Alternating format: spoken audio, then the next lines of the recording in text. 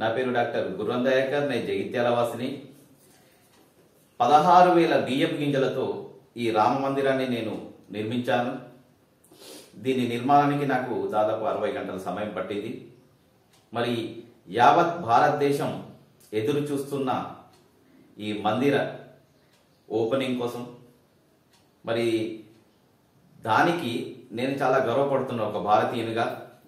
ఎందుకంటే మన సంస్కృతి, మన సనాతన ధర్మం, మరి మన రాముని యొక్క మందిరం ఎన్నో సంవత్సరాలు వెయిట్ చేశాం, కానీ ఈ రోజుకు అది నెరవేరుతుంది. కాబట్టి ఈ సందర్భంగా ఎంతోమంది ఈ మందిర నిర్మాణానికి ఎన్నో సంవత్సరాల నుంచి ఎన్నో ఆటుపోట్లు ఎదుర్కొంటూ పోరాటాలు చేస్తూ ఉన్నారు. మరి వాళ్ళందరికీ ధన్యవాదములు తెలుపుకుంటూ ఈ మందిరాన్ని నరేంద్ర మోడీ గారికి ఇవ్వాలని నా ఒక కోరిక.